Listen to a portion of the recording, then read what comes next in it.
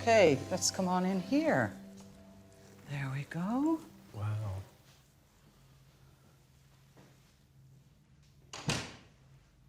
Now, this part of the room is set up as it might have been for a tenement dwelling in around 1911, 1912, up to the mid-20s. So it's bang on the button for your family's period in Gloucester Street. I mean, how many people would have been in here? There could have been 8. Wow. We have a straw mattress. So people would have slept on top of each other, under the bed? Head to toe, very often. If you can imagine what it was like to live here. I mean, people washed in here, they cleaned their clothes in here. Yeah, these were the conditions for 20,000 families, including yours, back at the turn of the last century. So you can see why it would be very agreeable for children to go out of doors. Children everywhere in the city were out in the streets. They're very visible. George is on his way to southeast London to visit his mother, Dinah. My mum is so Irish. And I think very proud of her Irish roots. I want to ask her some questions about her mum, because I was very close to my grandmother. But then when my grandmother was dying, I was a teenager and I was a little bit kind of full of my own self-importance. But I kind of regret that now, because I always think back and think about how much of a big part of my life she was when I was a kid. And, I would have loved my grandmother to see me get famous. I think that would have been so amazing for her. She would have been so proud.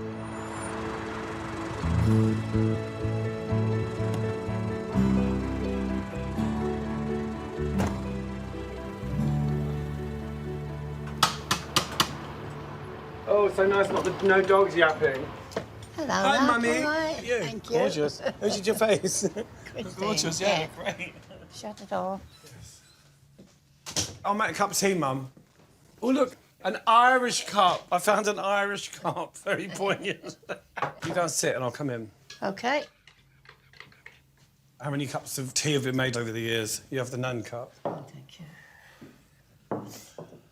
So, obviously, recently, you've been talking a lot about tracing your family history. Yeah. And that's really got me interested in exploring a lot more of, where I come from. Well, you definitely are Jerry's son, so don't worry about that. Hey, Jerry, you mean Dad? Your dad's, yeah. This is a picture out taken of you and me. That's amazing. Down at Barry Road. I remember seeing that picture years ago. I look like those Victorian dolls. It's lovely. I mean, I'm huge. You look gorgeous there, by the You way. were 10 months old. You look like me in drag. You were 10 months old there. What's this one? This was taken in the front room. Which one's me? Look at how sweet you were. And look at Nan. Nan looks very serious. She looks, yeah, she does, actually. She was quite scary sometimes, Nan. Do you remember she used to, Well, if you cheated, she used to hide with a wet flannel and slap you in the face when you weren't looking. She had some quite, crafty little tactics. Yeah, you have to remember, where she was brought up, you know what I mean, very strict. Your mum never talked about her childhood? No, she never did. Never spoke about it. And lots of times I asked her and she just, I've nothing to say. But I've always wondered why she couldn't talk about it. I mean, it's funny for me because obviously when I was a kid, I was very close to Nanny Glynn and I spent a lot of time with her. Well, I remember when she came here and she must have gone upstairs and you were singing, because you were always singing. Mm. And she came down and she said to me, you better nurture that child. And I went, what do you mean? She went, you nurture him. She said, he's got a beautiful voice. And I went, oh, OK, Mum. But, I didn't know what to do. Yeah, no, it's interesting because obviously, I have kind of quite strong memories of Nanny Glynn, so I really want to find out more stuff. Yeah, well, this is one of the things that I found. Oh, look at that. Order of Detention, Certified Industrial School. Whereas Bridget Margaret Kinahan, that's Nanny Glynn, who appears to the court to be a child under the age of 14 years, having been born, so far has been ascertained, on the 9th of January 1913. Wow. Who resides at 39 Upper Gloucester Street in the County Borough of Dublin, has been found on the 15th day of December 1919 at Northumberland Street, wandering and not having any visible means of subsistence. So she was 6 years old, yeah, wandering the streets. Yeah. That's amazing. I mean, that must have been really upsetting for you to... For me, I cried. I couldn't sleep for 2 nights because I wondered whether she had shoes on her feet, whether she had a coat. You don't know how she got to be wandering the streets. No, no. Yeah, it's so shocking. When you see something like this, I mean, this is... That's your grandmother. Yeah, it's your family. Yeah. And it's very cold. Yeah. You know, you look at it and you know, you're talking about a 6-year-old child, but it's just very matter of fact, you know. Do you know what was going on with your mother's parents when... No. You don't know anything? No idea. Wow.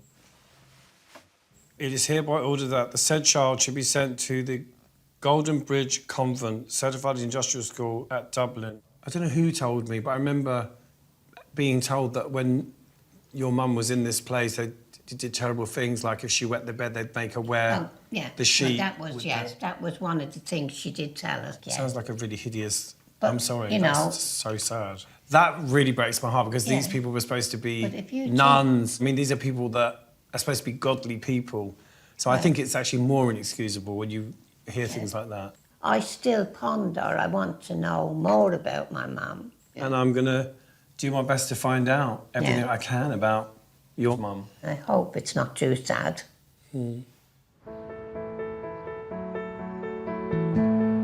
George has come to Ireland to try and discover more about his grandmother Bridget's early life.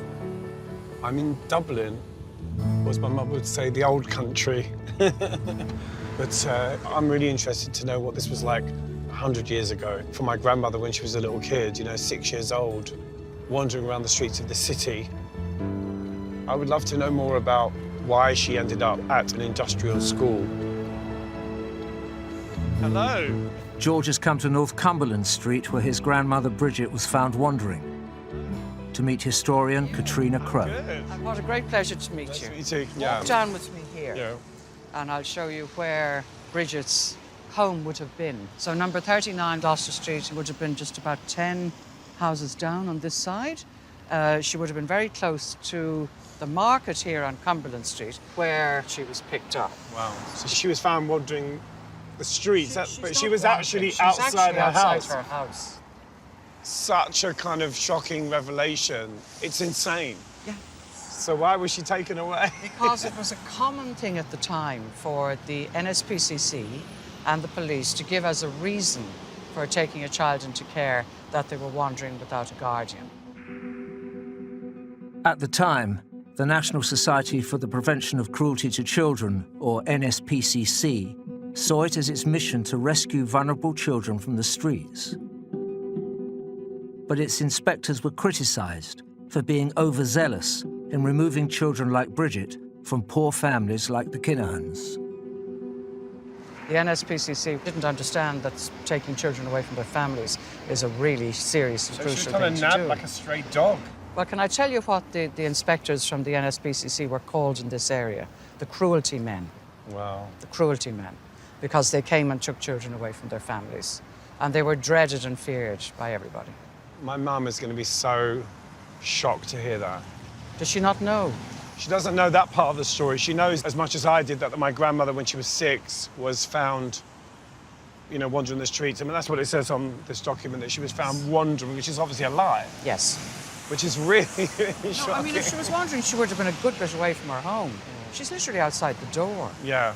So it was very unfair and very hard on her parents and on her siblings who must have missed her, you know.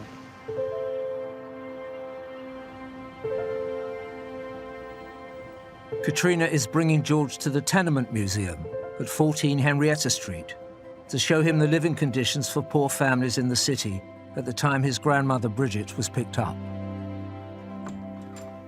Okay, let's come on in here. There we go. Wow.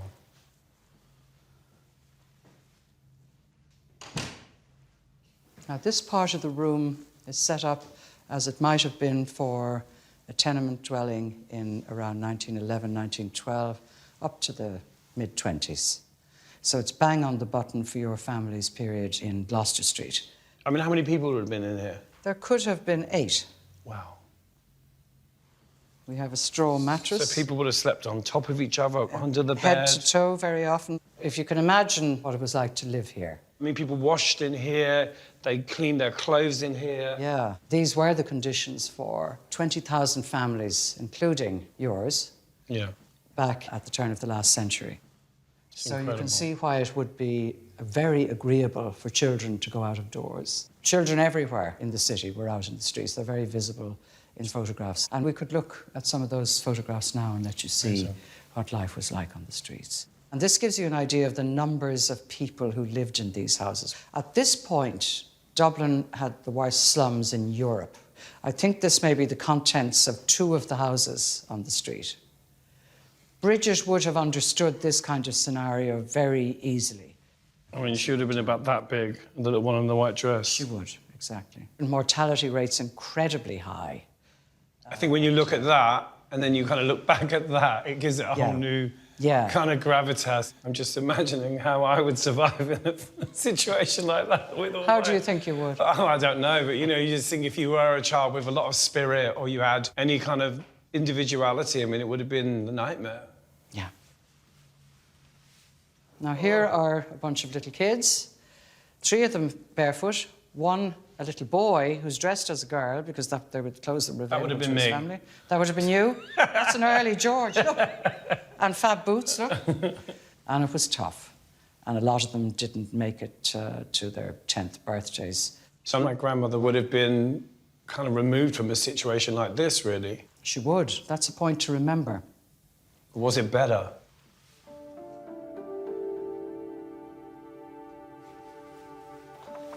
This is my grandmother Bridget's birth certificate. The 9th of January, 1913. And I recognise that date because I have a document that states that my grandmother was born on that day. John Kinahan, that was the father, right? That's right. What does that say? Kate Kinahan. That's right. And that's his occupation. Labourer. He was a labourer. Exactly. Well, we carried that tradition on. We're moving on now to another document, George. This is the Indoor Relief Register from the North Dublin Union Workhouse. You know what a workhouse is, the place where people went when they had nowhere else to go. It wasn't the Holiday Inn. It was not the Holiday Inn, No. well said. John Kinahan, 39, Upper Gloucester Street. He's 36. Yes. He goes in on... November 22nd, 1915. Hospital treatment. So he's in for his health. And go across to the end then. When does he leave? He's number 8. 30th of December, 1915. So he's in there for 3 weeks. He's using the workhouse intelligently as a place to get health care. Doctors were expensive, and we didn't have a free health service or anything like it. So the thing we know from this now is that in 1915, John has poor health. So was he around when my grandmother was taken away? Well, the next documents we're going to look at will answer that question. And first of all, there's her mother, Catherine or Kate. And this is the death certificate. 1922. 1922. Yeah. So that's 3 years after Bridget was taken in. She died. She died, yeah. She lost her mother. 45. Yeah. Young. Very young. Pneumonia. Which was a disease of the poor. And what about John? Here's John. Again, check the date. So she dies in 1922. 1926. 26. He's 41. Yeah. Heart failure. But also up here, malignant Disease of the esophagus. That's right. It sounds like he had cancer. Yes. So young. So she's taken away and they both die pretty soon. Die pretty soon afterwards.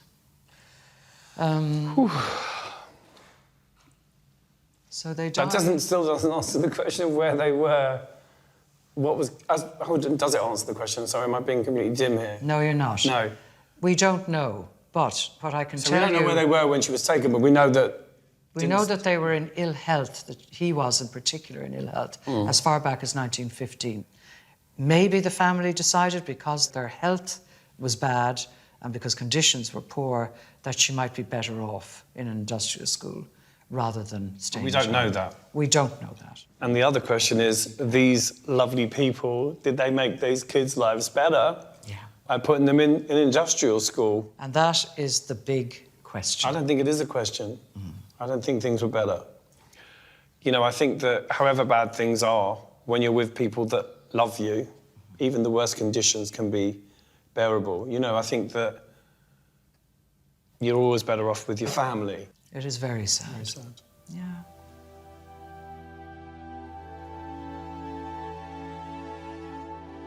I think it's important for us as a family to know the circumstances of Bridget's parents, the fact that they were ill, and they were really poor, as most people were. So it does kind of give you some solace. But it is a kind of irony, you know, the NSPCC, their job was to protect children. It's just, you know, that's what makes me really angry.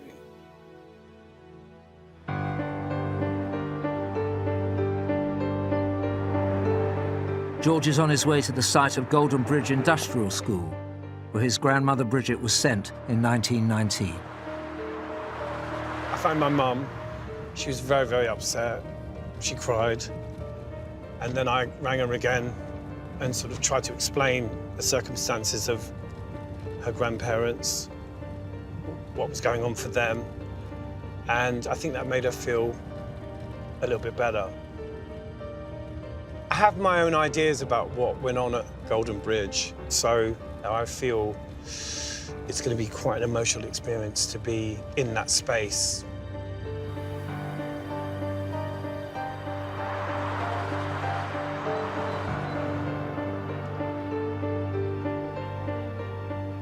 Hello. George is meeting historian Lindsay Erna Byrne. Hello. You're Lindsay, yeah? Yeah, Lindsay, very nice to meet you. Hi, nice to meet you. This is it? This is it, yeah. But it was bigger than this, though, obviously. Yeah, it was actually a huge estate that this has all been built on. There was a farm, a dairy, secondary school, and a laundry, and also this chapel here. It's the original chapel, which the children would have also worshipped in with the nuns. And the industrial school was actually situated behind this building, and nothing of that remains. Should we Go in? Yeah, let's go. Okay, come on. So here we are in this defrocked chapel at the Golden Bridge convent. Yeah. So my grandmother, Bridget, may have... More than likely did possibly worship in here with the nuns, that's right, yeah, yeah. I suppose what I'm interested in is what would life have been like for my grandmother here? Well, maybe to give you an idea about what life was like, we'll start with one of the few visual images we have of children in the industrial school. So that's actually the girls lace making in this image. So the industrial schools were created in the 1860s with the specific purpose of taking in vulnerable or abandoned children and giving them a training to make them, as they would have said at the time, useful citizens. Doesn't look like a happy place. I can only imagine how grim it must have been for a 6-year-old kid to be put into a situation like this. I can't even begin to imagine. In a sense, the aim was very noble. The aim was to give particularly girls access to free education. They would be educated partially, reading and writing, but they would be trained. There was laundry, sewing, some manual work, domestic service. Most Irish women made their living as domestic servants until the 1950s. Yeah. So an awful lot of girls in industrial schools were being trained to fill a market for middle-class ladies for when they came out. You're making it sound very gracious. I know. But the information that I do know, I mean, if they wet the bed, for example, they were made to wear the sheet around their neck and to walk around with it. It just sounds like such a grim place. And that story recurs quite a lot in witness testimony for the period that your grandmother was there, so from the 1920s to the 1930s particularly. In fact, this is a witness statement that is reproduced in the Ryan report, which was a report done into the industrial school system. And this is one account. If you wet the bed, Sister X would make you stand out of the bed with a sheet over your head. If you fell asleep, she'd come out with a stick. She'd hit you on the back and then you'd be so sore you couldn't sleep. Yeah, this kind of fits in with some of the stories. Yeah. So we have a lot of anecdotal evidence to support that. So you wake up to that. How does the day get any better? Yeah. I suppose what I really want to know is, do you have anything that really relates to my own grandmother being here? The one document that all the children in the industrial school generated was the entry. And every child who came in since 1880 got a page. And this one is your grandmother's. Bridget Margaret Kinahan, 6 and 11 months. Date of admission 23rd of the 12th, 1919. Mm-hmm. What is she charged with? Wandering. Oh, my God. If that was a crime, I'd have been put away years ago. This is interesting here, the reports of conduct and character. Intelligent, anxious and amiable, gentle and kind, ambitious and painstaking. Do you think that reflected the woman you knew? So much. Really? Yeah. Useful, very good child, very bright. It's focused on her character. But it also feels like she kind of accepted it. Yeah, she's anxious initially, but by this stage she's kind and willing. But I think that when you think about a normal child's life, how rich it would be, how colourful it would be, that's all. It's pretty tragic. There is a sense that she just kind of got on with it. So she's discharged on the 8th of the 1st, 1929. So my grandmother was here till she was 16. Till she was 16. Sent to be a housemaid at a private hospital, St Vincent, wages £15. So we know that your grandmother worked in that hospital until 1932. Do you want to have a look at the document that tells us why she left? OK. So this is the last document we have. Married, 3rd of November 1932. Bridget Kinahan. Francis Glynn, my granddad Frank. He's a butcher. That explains a lot. He used to kill chickens all the time. So he was very good at preparing chickens and things. Richard Glynn, father of Frank Glynn, my granddad Frank. Well, that's her father there, John Kinnan. John. Obviously, he wasn't alive then. And I'm sure she was desperate to start her own family, having been ripped from her own family, you know. Yeah, because there was no compulsion on her to marry, in a sense that she did have a job, which made her, well, quite lucky. A lot of young women in Dublin would have struggled for a job and left the city. Let's hope it was love. Yes, let's take that reading in it. that made her marry my grandfather. What your grandmother's story tells us is a little bit about survival. She survives 10 years in that industrial school, comes out literate, with the ability to hold down a job, and she goes on and lives a life. So she made it. Yeah, she's definitely a survivor, and you know, when you hear these stories, you kind of realise why she was the way she was. In what way do you mean? Tough. Okay. You know, my mum always describes her as having incredible sadness in her eyes. She wasn't really able to kind of show affection. You know, she was stern, you know, a formidable force. It's a really interesting window into her life. Yeah.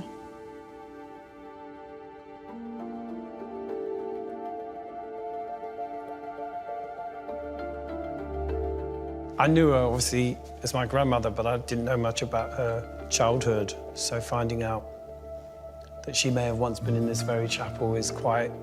It feels good. Her experiences here were quite harrowing, but reading the report on her character, one can only hope that that kept her out of too much trouble. Being here, it makes me understand why she was the person that she was obviously hiding a lot of pain, but she got on with it. She managed to raise a pretty healthy family, and she's left an incredible legacy. Yeah, I'm proud of her. I'm really proud of her.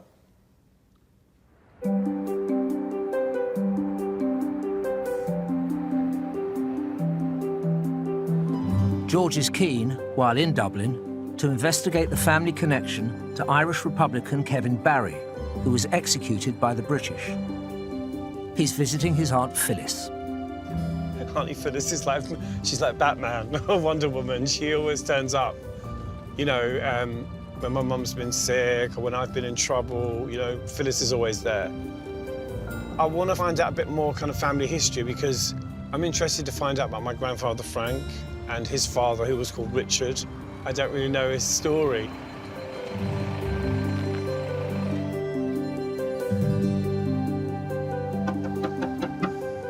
Let me in!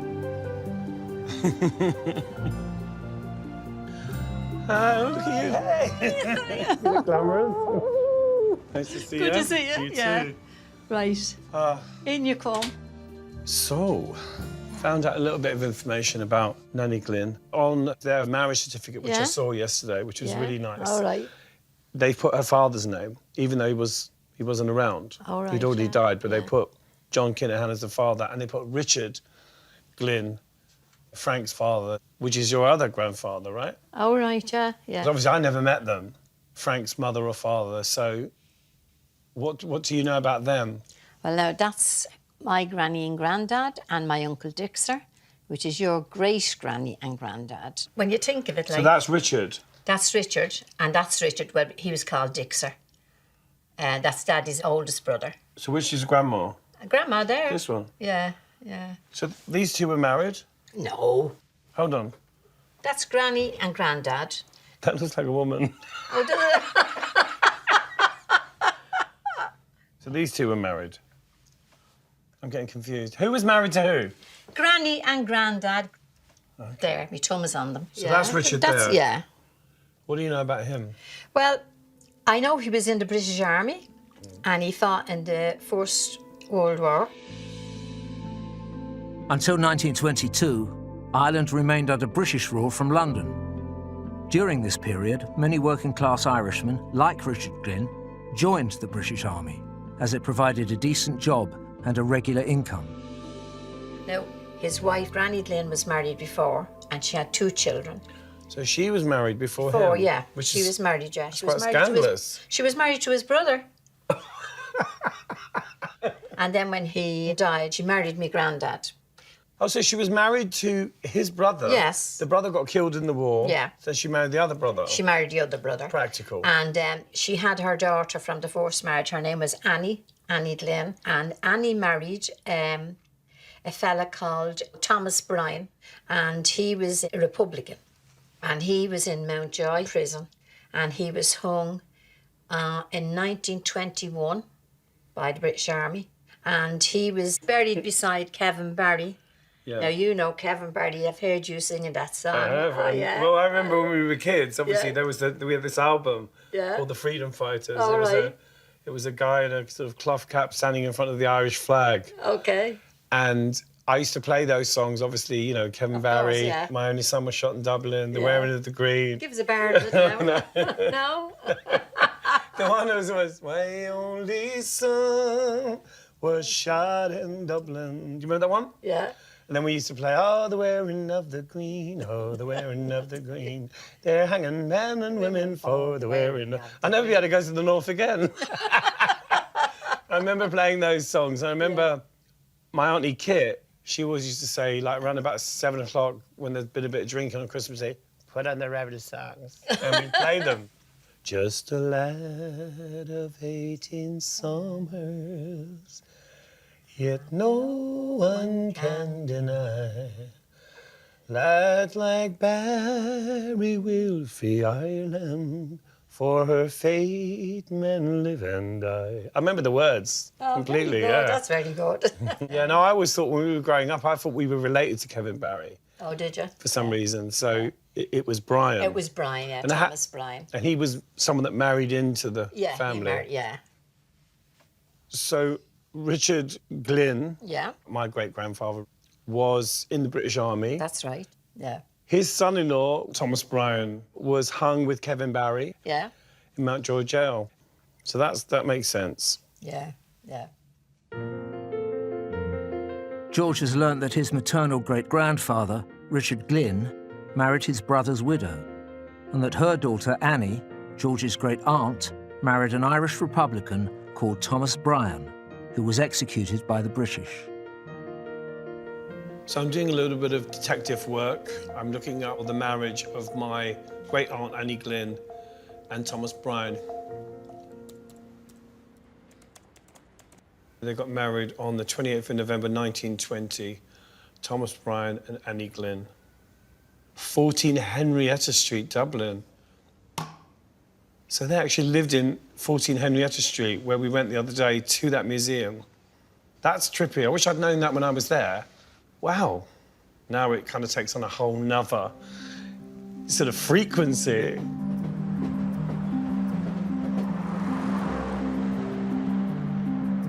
George is returning to the Tenement Museum at 14 Henrietta Street, where he's discovered his great-uncle, Thomas Bryan, lived. How are you? Welcome back to Henrietta Street. Lovely cold weather. Absolutely. Come on through. So let me show you where Thomas Bryan and his family lived. Very exciting. He's meeting historian Kieran Wallace. come on through. Oh. Is this the original? This is the actual room where he... Oh, man, that's amazing. OK, it's been slightly redecorated for the purposes of the museum, but this is the room, this is the view he would have had. So, have you met Thomas and Annie? No. Let me introduce you.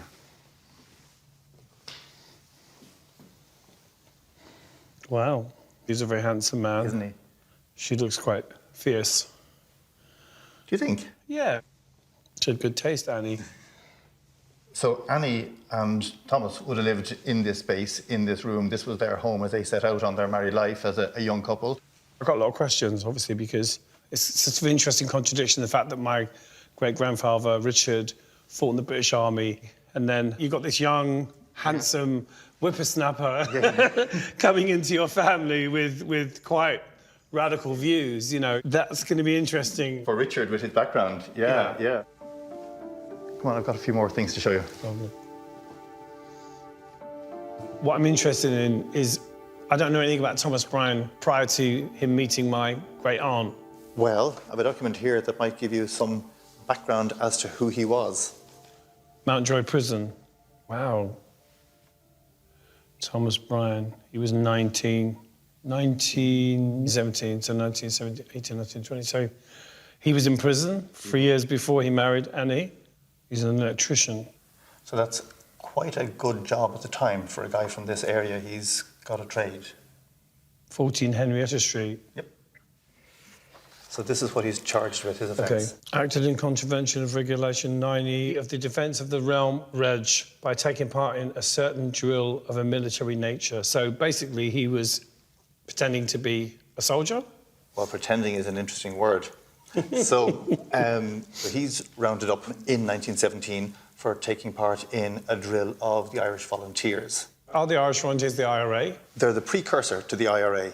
Okay. So we have to step back a bit to understand how he comes to be here, to the 1916 Rising. Have you heard of the Rising? OK. The Easter Rising in 1916 saw Irish Republican rebels launch an armed campaign in Dublin to bring an end to British rule.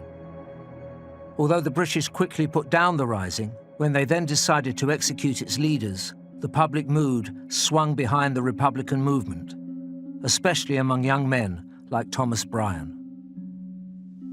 So Thomas grew up in this area where there was suddenly a really brutal set of killings of civilians during the 1916 Rising, and this would have radicalised him and many other guys like him. Okay. And they thought, right, it falls to us now as the younger men of the city to do something. So they were forming a secret army, which was the Irish Volunteers, out in fields in the countryside, and that's how he was picked up and arrested. Amazing. And that's who he is by the time he meets and marries Annie. She definitely went for a bad boy. She went for a bad boy. That seems to be a family tradition. That's amazing. They're married in 1920. Yeah. And you think, well, here's the happy ever after. This is what happens next. Secret evidence at Drumcondra. On the 21st of the 1st, 1921, Thomas Bryan was found with 1 revolver and 20 rounds of ammunition. Francis Flood also. So this relates to an incident in Drumcondra, which is a suburb about a mile north from here. At Drumcondra, there's a bridge across the river, and this is a unit of IRA men who's waiting behind the balustrade of the bridge to attack a police lorry that's coming past. This is during the Irish War of Independence, so things have really heated up in the city and in the country entirely. The Irish War of Independence began when the Republican Sinn Féin party formed a breakaway government in January 1919 and declared independence from Britain. The Irish Volunteers that Thomas Bryan had joined now became the Irish Republican Army, or IRA. It launched a guerrilla campaign in Ireland, and the British responded by imposing martial law. This meant being arrested could have serious consequences for an IRA volunteer like Thomas Bryan. And this event goes horribly wrong.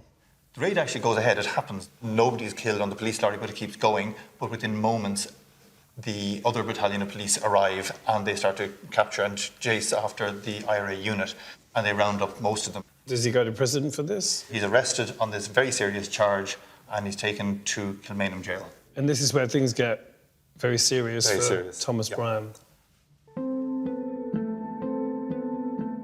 It's amazing to think that my great-aunt Annie marries Thomas Bryan, and within 4 months he's arrested on very, very serious charges and he's in prison.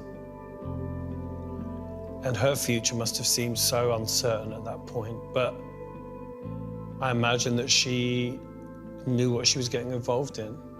Maybe that's what attracted her to Thomas, you know, his passion. He was a very handsome man. For me, this is really interesting because, you know, when I was a kid, I used to play this album of rebel songs, and being here, you know, and it's like climbing into those songs, you know. And, you know, it's interesting because I became a musician, and music's such a big part of my life. It is my life. So it just feels like I'm climbing into a piece of really important kind of not only family history, but also Irish history, you know, and that just feels kind of incredible.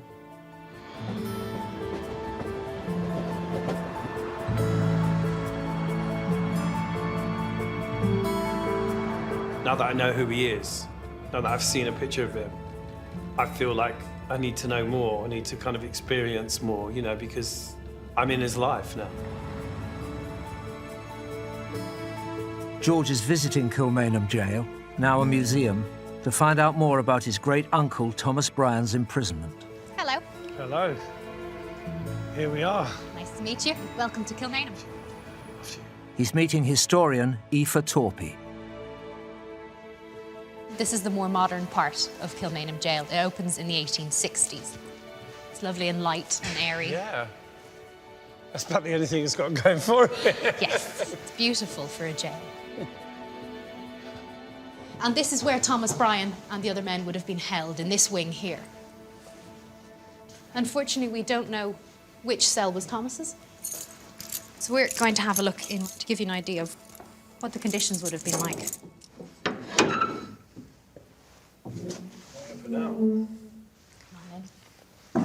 When Thomas and the other men were here, it was a military prison. Definitely not pleasant. Exactly. A little bit light.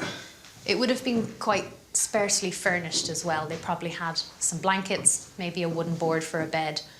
It's impossible to even think about isn't it? what you'd feel being in a room like this. You know, it's basic, isn't it? It's almost like a tomb.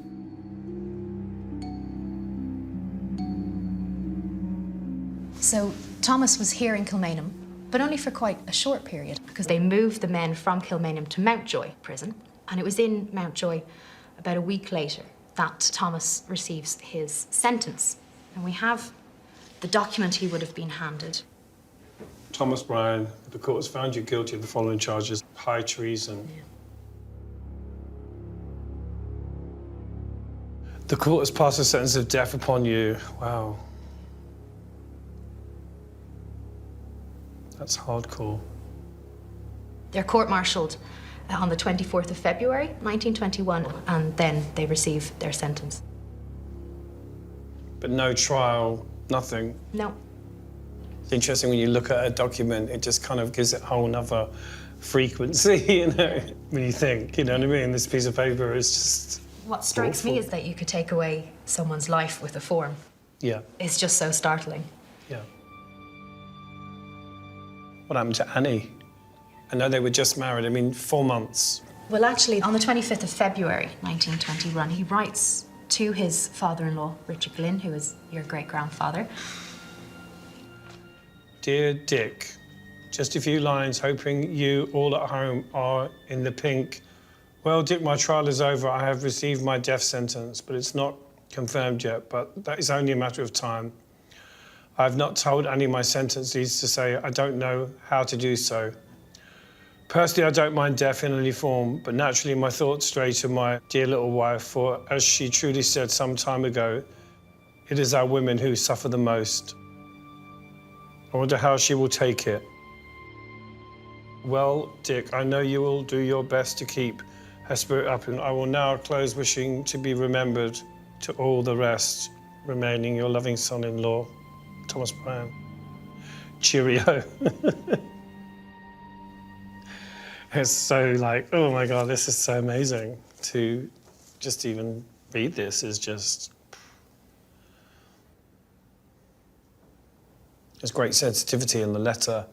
I think the most poignant line, I don't mind death in any form, but naturally my thoughts are straight on my dear little wife. He's clearly a very sensitive human being. And he loves her. Yeah, and that's beautiful. When I started this journey, I never imagined that I would actually sit here and read something that was written by Thomas. I mean, it's overwhelming, really.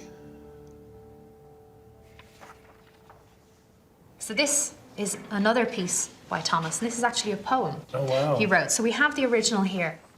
In pencil. Yes, so we have a transcript here. On a bed made of plants and a pillow of hair, I lie down to sleep, but I find no rest there.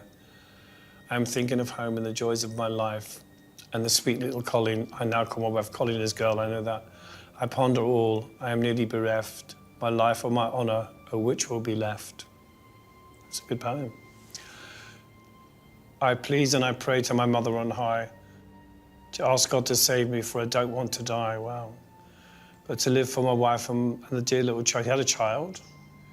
And he was pregnant. Oh, yes. Wow. He's thinking of Annie and this child they're going to have, and he's hoping that he's spared for them. I think the sense that we get of Thomas is that he kind of knew what he was doing and accepted the sort of consequences in a way, but still dying for a cause must be quite difficult. So this is something more official, and it's a letter to the Governor of Mountjoy. Sir, I have the honour to forward you herewith the written order of the General Officer Commanding-in-Chief for the execution of the following persons, now in your custody under sentence of death: Patrick Moran, Thomas Whelan, Frank Flood, Thomas Bryan, Patrick Doyle, Bernard Ryan. Wow. Very matter of fact. And then on the reverse, there's something there as well. Oh, yeah. So it tells you the time. Yeah. Thomas Bryan, 14th of March, 8 a.m. That was the time he was hung, and he was hanging with Frank Flood at the same time. So it was double hangings. Wow. They went to the gallows together. The hang house in Mountjoy is actually preserved, and you can see where they were hanged in Mountjoy prison. Mm. Definitely climbing into history. Yes, you can't get any closer than that. Okay.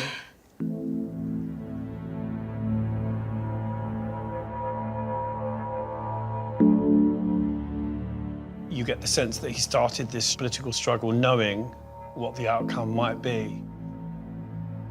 The fact that my great-aunt Annie was pregnant, what a thing. To find out that, you know, they'd been married 4 months, he was now facing the hangman, and he was having a kid. I mean, that is just... how human do you want to get? You know, it's just the most awful thing to find out. Mountjoy Prison is a mythical place in my mind. You know, I've known about it since I was 12 years old, but it wasn't something that I imagined I would ever see or experience.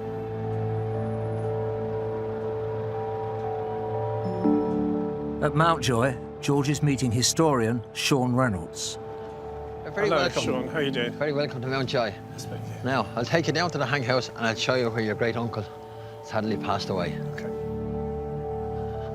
Here on the left-hand side here is the hang house. Now, I'll just open up here now. Just door is stuck. Now, just watch your step, please, and you're into the hang house, or the execution chamber, as some people call it. This is where Thomas Bryan and Frank Flood, who were the last of the 6 to be executed. So if you'd like to come upstairs now.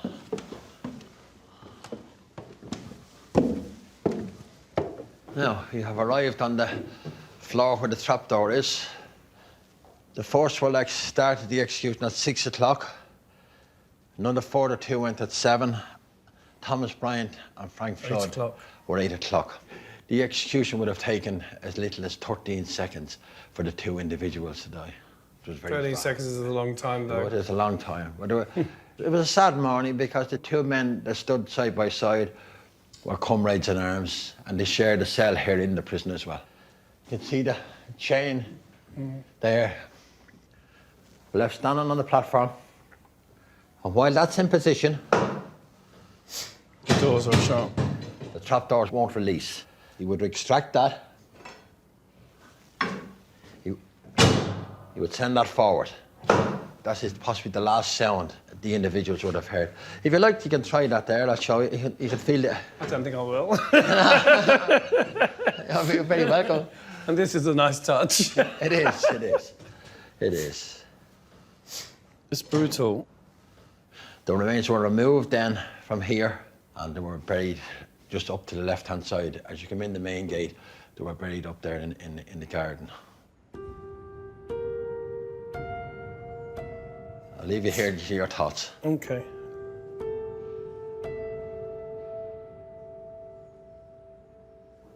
What a place.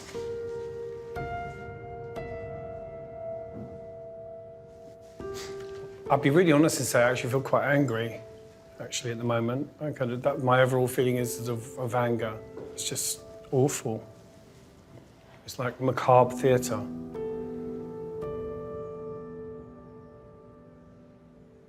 Having read the letter from Thomas to Richard, I imagined that my great-grandfather would have hated this. Would have been heartbroken, I suppose, you know. Because not only has he got to think about, you know, what's going to happen to Thomas, but also his own daughter, who's pregnant. I mean, that just adds even more, like, sadness to this. It's just, God, could it get any more sad? It's just so sad, you know. But what I should do while I'm here is Namyo Renge Kyo, Namyo Renge Kyo, Namyo Renge Kyo.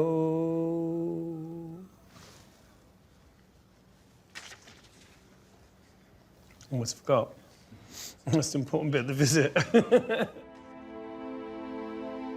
Thomas Bryan and the 5 other IRA men executed that day in 1921, along with 4 others, including Kevin Barry, hanged the year before, were buried in unmarked graves within the prison walls.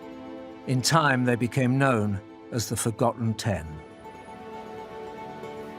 In 2001, that changed when their bodies were exhumed, and 9 of the 10 taken to Glasnevin Cemetery, where they were reburied with state honours.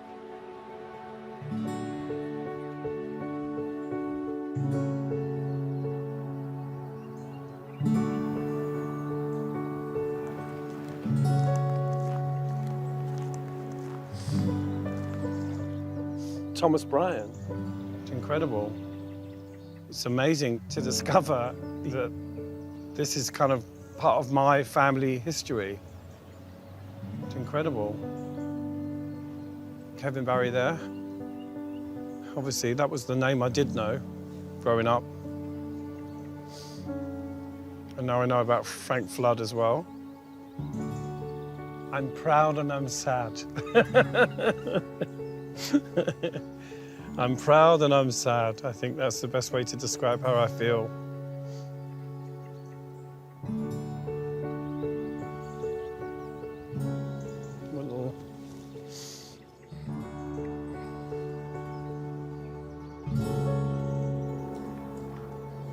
Now I really want to know what happened to the child. What happened to Annie? To find out, George has come to the museum at Glasnevin Cemetery to meet historian Conor Dodd. So we have a record here for you to take a look at. And this is an order for an interment within the cemetery. Thomas Bryan, 15, Dominic Street, Dublin. And this is the age. The years are blank, the months are blank, and 1 day. Oh, so this is the baby that Annie was having when he was hung. So this is the child here. And the cause of death? Convulsions. So that baby literally was born and died. Wow, that's correct. Sad. And if we look here, we can see the date on which 10th of March 1921. So this happened before he was hung? That was Thursday, the 10th of March. And he was hung on the 14th of March? Correct, yeah, the following Monday. Oh, my God. How much more tragedy can you put into a story? It's just the saddest thing. God, so much going on in that week. But we have another record here for you to have a look at. Annie Christina Bryan. And you can see he died, the date. 27th of August. 1930. Had been an electrician's wife. So she lived for, hang on, he died 1921. maybe 8 or 9 years? 9 years, yeah. And you can see the cause death, which is phthisis, which is tuberculosis, TB. Okay. Wow. So she never married again and died 9 years later. Whew, that is heavy. I mean, I knew it wasn't going to end well, but that's sadder than even I could have imagined. Wow, poor Annie.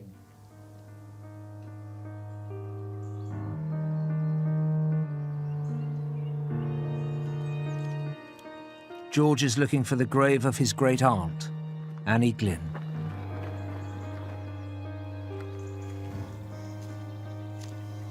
I see someone's written on the back. Annie. Well, at least there's something here. I won't last very long, but... So this is where she lies.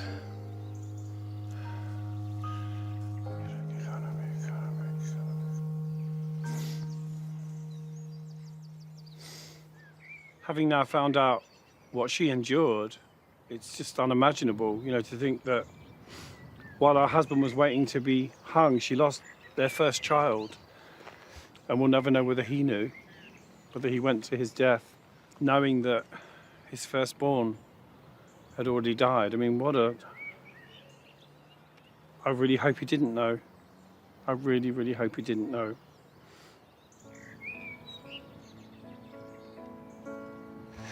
It's such an incredible story, and mad that no one's ever talked about it. They will now. I shall make sure they do.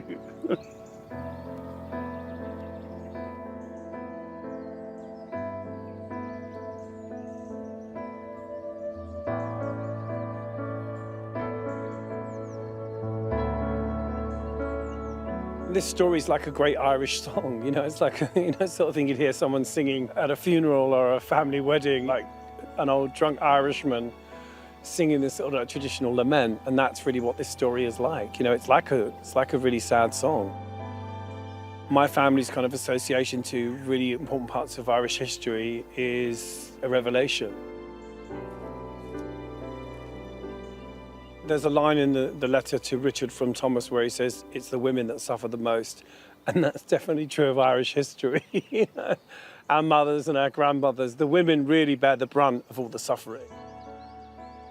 Knowing what happened to my grandmother Bridget made me quite angry to think that she was taken from her family at 6 years old and put into a place where she knew nobody. But you know what? Her story is a triumph.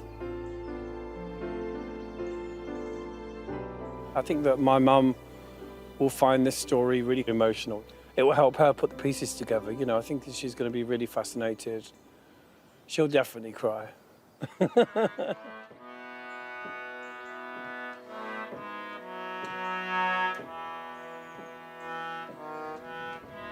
George's final visit is to the pub next to the cemetery to join up with Irish band Lankum to sing the rebel song he remembers from his childhood.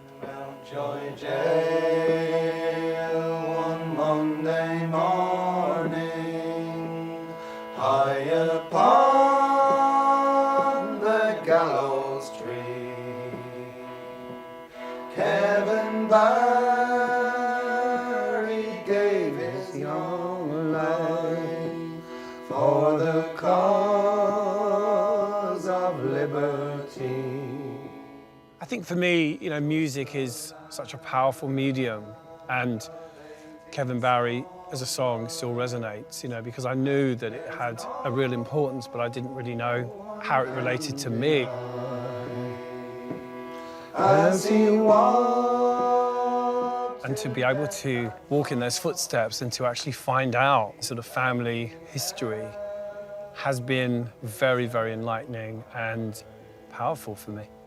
To be like an Irish soldier, do not hang me like a dog, for I fought for Ireland's freedom on that dark September morn.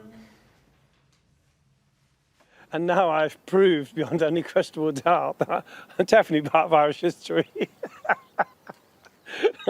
So stick that in your pipe and smoke it.